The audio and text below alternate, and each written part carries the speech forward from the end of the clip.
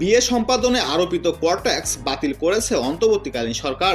দুপুরে সচিবালয়ে আইন মন্ত্রণালয় সভাকক্ষে সমসাময়িক বিষয় নিয়ে সাংবাদিকদের সঙ্গে মতবিনিময় সভায় এই তথ্য জানান আইন উপদেষ্টা আসিফ নজরুল।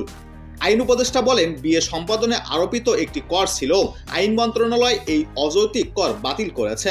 তিনি বলেন, বিয়ের ফরমে লেখা থাকতো বিবাহিত নারী বা কুমারী। এটা একটা মেয়ের জন্য অমর্যাদাকর শব্দ, যেটা আমরা অবিবাহিত করে ফেলেছি।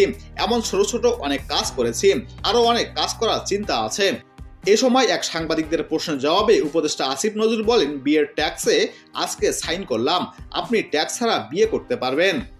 তফসিলের ১৫২ ধারায় বলা হয়েছে, প্রথম বিয়ের পিঁড়িতে ১০০ টাকা কর, দ্বিতীয় বিয়ের পিঁড়িতে ৫,০০০ টাকা এবং তৃতীয় বিয়ের পিঁড়িতে বসলে ২০,০০০ টাকা কর দিতে হতো। তফসিল অনুযায়ী চতুর্থ বিয়ের জন্য ৫০,০০০ টাকা কর দিতে হবে। স্ত্রী মানসিকভাবে অসুস্থ বা নিঃসন্তান হলে এই নিয়ম কার্যকর হবে না, তবে সেক্ষেত্রে মাত্র ২০০ টাকা কর দিতে হতো।